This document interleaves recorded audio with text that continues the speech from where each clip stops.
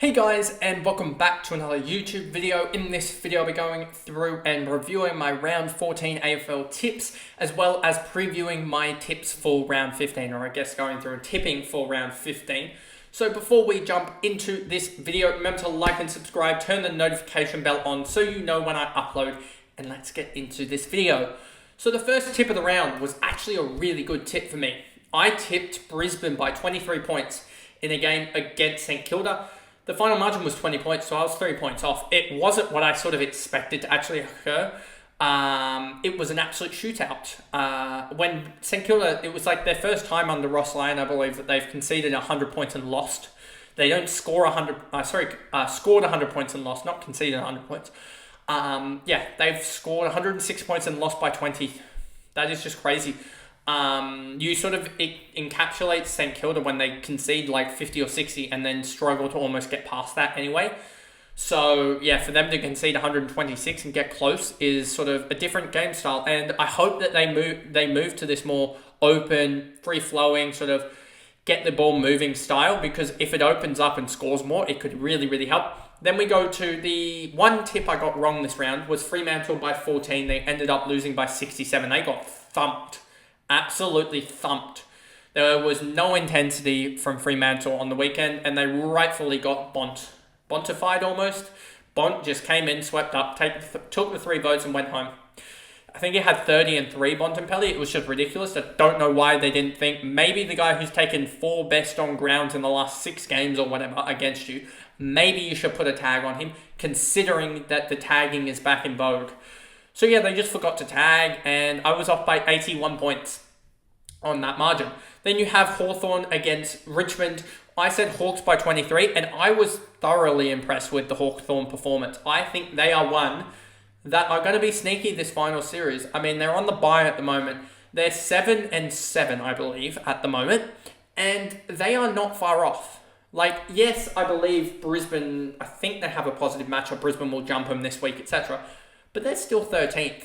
They're right on that sort of line, or what almost people say is the line of demarcation, I think it is. But yeah, they're right there, and I really like the look of them. So I've really been one, I think not as much as some Hawthorn fans on YouTube and some other YouTube commentators, but I really like the look of Hawthorn. I thought I said them in the preseason. I had them either 10th or 12th on this year, and they were one of the ones. I probably should have put them higher than Adelaide, because I put Adelaide in 4th. And that's going to be a shocker. Adelaide and Essendon are going to be shocker reflections on in the off-season. But I really like the way Adelaide is. Not Adelaide. I really like the way Hawthorn are going, and just how dynamic their midfield is with Will Day in there. Will Day, Newcomb, James Worpel. I think they may want a more sort of... That's why they need the Connor Nash in there, and I don't like him at secondary ruck. They probably need to get a better... Mario Chol should be rucking, to be honest with you.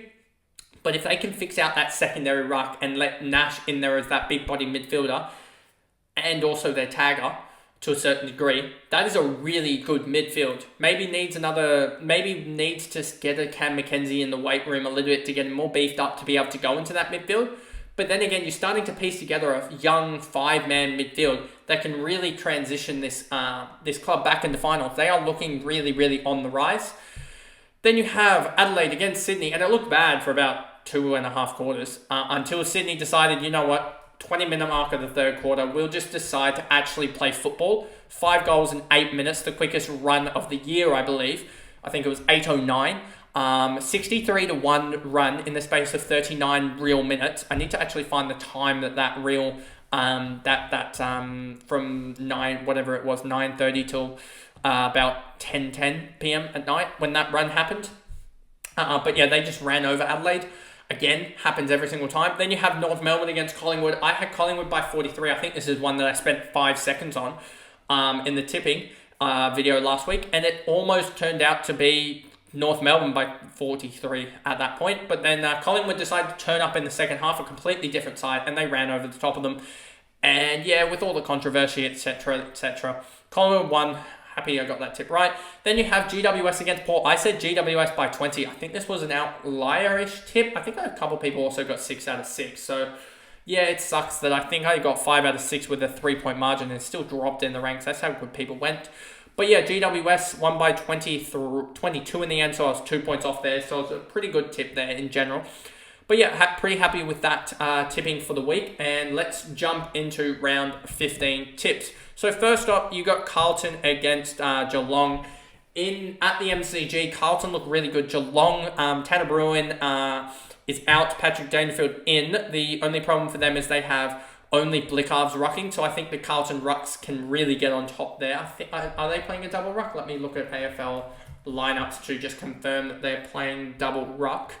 They are not playing a double ruck, it doesn't look like. So it's just a singular ruck of Blicavs and Blicavs versus De Koning, and then also it looks like Sam De Koning might have to do a little bit of ruck against his brother, but he'll also do a little bit of rucking against Harry Mackay. You also have potentially Tom Hawkins in the forward line. I just think that Carlton look like a little bit better side than Geelong, and I'm going to go Carlton by 21 points. Let me just put that in. So, yeah, hopefully they can get over the line there by 20-odd points, and that will be good for my margin. Then you have Port Adelaide versus Brisbane. This one is awfully tight. Port Adelaide look really shot at the moment. Their midfield looks a little bit of a mess. Butters got tagged out of the game. Rosie looks horrific at the moment. Jason Horne-Francis is sort of an impact player, so we can have off games and on games. So I think he just had an off game. So a lot of teams are tipping Port Adelaide, but I'm going to go against the grain. I really like the way Brisbane are playing at the moment. I think they'll bring a tagger to this game. And are Port Adelaide going to bring Willem Drew to tag Lockie Neal? That could be definitely a case scenario. But I'm going to go Brisbane by 18 points. I think they just have their forwards at the moment are just ripping it up. Then you have Sydney versus GWS at GWS's home ground. I think a big reason why I'm tipping the Swans again, even though this is a derby and pre-season you probably would have tipped GWS, even though no matter the positions. I just think that Sam Taylor is a huge out, and I know Cadman was, I think, omitted, but and replaced by another key forward. But I think Sam Taylor being out is a huge out, as well as it almost in a certain degree allows one of Amati or the likes of a McDonald to go pretty good, as they'll have to play, it looks, they still have a pretty tall lineup. Let me just check. How tall is Connor O'Dun? How tall is he? He is 191, still pretty tall, and I believe Harry Himmelberg is 191 as well, I believe he's 190 as well. 195, so they still have a pretty tall defence with Lockie Whitfield and Lockie Ash in there as well. So yeah, they still have a pretty tall defence. Bringing in, they actually didn't bring anyone in. They actually, for the defence, they've been pretty tall the last couple of weeks. But yeah, I think that Sydney will win this game, just given the outs of Taylor, Haynes and Cadman for Ash, Gruszewski and Peatling. I think Sydney win this by 16 points.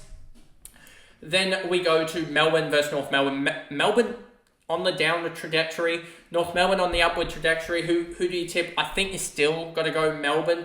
Max Gawn is literally a force to be reckoned with. And I just think he can dominate Cherry. I think even though Cherry's been really good in most of his matchups, I think Gawn can do that. And I think that Pickett will be really annoying for North Melbourne to get to. And there was question marks over LDU, so I don't know whether he'll be exactly 100%. Still basically no changes for North Melbourne, I believe. Dylan Stevens and Jai Simpkin back in for Stevenson and Dawson. So that'll be interesting to see how their lineup now fares in the forward line. Sorry, in the back line with Aiden Core, Combin, Pink. They have Pink in the back line now. And in the forward line, they've got Teakle, Larkey. They still feel one small in the forward line, which is kind of annoying. It looked a lot better last week with Pink up there alongside Larkey, alongside Teakle, whereas they don't really have a tall on the bench there in the forward line. So, I'm going to go Melbourne by 16 points. Have they put Harrison Petty? Harrison Petty's still up forward, far out. Just move him back. It's so obvious that you just need to move him back. Then you got Essendon against West Coast. I think Essendon wins this game. I think West Coast are definitely waning a little bit. They did start the year off really well. And they got out. They got 3 wins, which isn't still the greatest. But I still think they can track for 5 or so wins. I think they can grab another couple, but I don't think Essendon will be the one that they grab here. I think Essendon will grab this one. They'll calm the farm a little bit. I still think that this one, if they don't grab this one, they are in some serious strife to not make the 8. But these are the games that they need to shore up and grab and confirm these games, as they were. These are the games that they should be winning if they want to have a chance at top 4. But if they want to have a chance at the 8, they can't be losing this as well. So it's a must-win for Essendon. And Eagles basically have a free shot at Marvel Stadium without Harley Reid. But I'm going to go Essendon by, I think, 27 points. I just think that they're a better side. And then the last game of the round, you have Fremantle against Gold Coast. Fremantle got the kick up the butt from the media this whole week. Gold Coast basically can't play away from home, but Gold Coast do have Jared Witts back. He does have to play the double ruck of Sean Darcy and also Luke Jackson. But their midfield is a really strong midfield. It probably does mean Sexton goes from what I'm seeing here. But yeah, I just like their lineup pretty well. Jed Walter misses, which is a little bit annoying for him, I guess. But he needs to learn, and he's one of those key position players. They take it 2 or 3 years to develop. Part of me hopes that I want both sides to win, honestly, at the same point. But yeah, I think Freo just wins this one over in Perth by 21 points, just because I don't think Gold Coast travel that well, and I think Freo in front of their fans will want to make a statement to win, to sort of solidify themselves above the rest. Given that Western Bulldogs are on their bye, Gold Coast are in a game they're playing against them, but they can create a 1.5 game gap. Melbourne, we are saying, are going to win against North Melbourne, so that will mean that they need to win this game to stay in the 8, and I believe so. But they'll also be able to jump. Freo will also be able to jump the Giants if they win, so they'll be able to get into, I believe, 7th place if they win. I don't think there's anyone else on the bye that they can catch up, and I don't think we had. Did we have them beating? Where's Geelong? We had Geelong losing, so they will actually, I believe, jump up to 6th place with a win, Freo. So this is a huge round for them. But anyway, that pretty much is the video there, going through all my tips, and I will see you guys for the game recaps tomorrow. Bye, guys.